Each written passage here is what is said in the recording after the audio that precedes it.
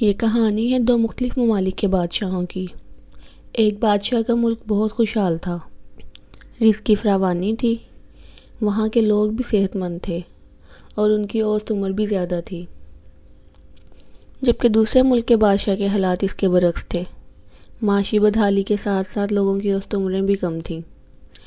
ایک دن دوسرے ملک کے بادشاہ نے اپنا ایک سفیر پہلے ملک کے بادشاہ کے پاس اس خوشحالی اور لمبی عمر کا راز دریافت کرنے کے لیے بھیجا۔ وہ سفیر بادشاہ کے پاس پہنچا اور اس کو اپنا سوال نامہ دیا اور جواب کا طلبگار ہوا۔ بادشاہ سلامت نے اس کو خوش آمدید کہا اور کہا، میں تمہارے سوالوں کے جواب تب دوں گا جب وہ سامنے نظر آنے والا درخت خود بخود گر جائے گا۔ بادشاہ نے اپنے ملازموں سے کہا، سفیر کی بہت اچھے سے مہمانداری کی جائے۔ اس سفیر کو ایک ایسے گھر میں ٹھہرایا جس کی الماری سے وہ درخت نظر آتا تھا۔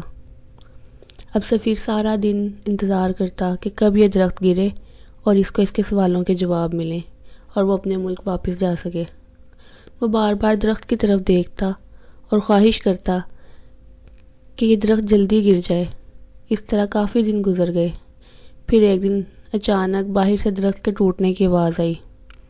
سب لوگ درخت کی طرف بھاگے جو خود بخود ٹوٹ کر زمین بوس ہو چکا تھا۔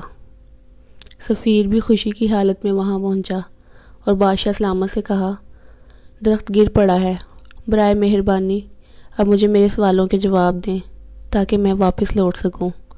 بادشاہ سلامت نے کہا، اس درخت کا گرنا ہی حقیقت میں تمہارے سارے سوالوں کے جواب ہیں کہ ایک شخص کی منفی سوچ نے ایک تناور درخت کو گرا دیا، تو ایک معاشرے کی منفی سوچ کیسے اس معاشرے کو اور اس کے لوگوں کو خوشحال بنا سکتی ہے اور انہیں تندرستی کے ساتھ لمبی زندگی دے سکتی ہے۔